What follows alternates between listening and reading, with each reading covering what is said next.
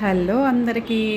ఈరోజైతే నేను మన అమ్మమ్మ వాళ్ళు, నానమ్మలు, అమ్మ, అత్తయ్య వీళ్ళు చేసే ఒక రుచికరమైన గోంగూర పులుసు కూర చేయబోతున్నాను అన్నమాట. గోంగూర అనేది చాలా ఆరోగ్యకరమైనది. మనకేంటంటే ఐరన్ తగ్గింది అంటే ఎక్కువ గోంగూర ఇవి తినమంటారు అన్నమాట.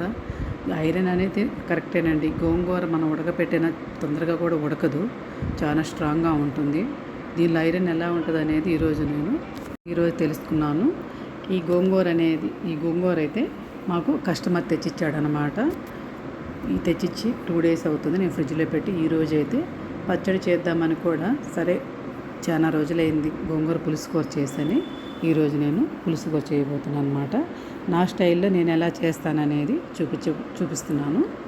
ముందుగా ఈ గోంగూరకి తగినన్ని పచ్చిమిర్చి తీసుకోవాలా. ఒక 20 మిరపకాయలు తీసుకున్నాను. అవి సన్నగా కట్ చేసి పెట్టుకొని ఒక 3 టమోటాలు కూడా కట్ చేసి పెట్టేశాను. అలాగే ఆనియన్ కూడా కట్ చేసుకున్నాను. ఫస్ట్ పచ్చిమిర్చి వేసేసుకొని శుభ్రం చేసుకొని గోంగూర కూడా వేసేసుకొని ఆ పైన టమోటా, ఎర్రగడ్డ, తెల్లగడ్డ వేసేసుకొని పసుపు కూడా వేసేసుకోవాలన్నమాట. ఇందులో కొంచెం చింతపండు వేయాలి, అది నేను చూపించలేదు. చింతపండు కూడా వేసుకుంటేనే బాగుంటుంది.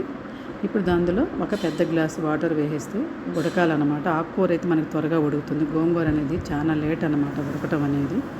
ఇందులో నాటు గోంగూర, చీమ గోంగూర 2 కలిసి ఉన్నాయి, అందుకని నేను చింతపండు పెట్టాను అన్నమాట.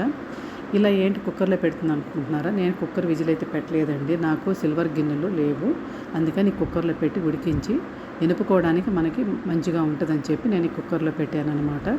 సిల్వర్ గిన్నె కానీ కుండ కానీ అయితేనే బాగుంటుంది, దీనికి వెనుపుకోవడానికి మెత్తగా మెదుగుతుంది అనమాట.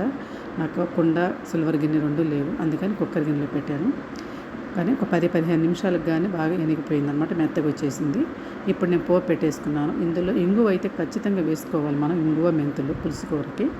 ఇలా వేసేసుకున్న తర్వాత మనం పెట్టుకున్న కూర వేసేసాను తాలింపులో. చూసారు ఎంత బాగుంది. ఇందులో ఉప్పు మిరపకాయలు ఉండి వేగించుకున్నామంటే కాంబినేషన్ అద్దరిపోతుందండి. తినేవాళ్ళు కొందరు నాన్ వెజ్ తినేవాళ్ళు అయితే ఎండు చేప వేగించుకొని తిన్నామంటే సూపర్గా ఉంటుంది. ఇందులో కాంబినేషన్ అనమాట అద్దరిపోతుంది.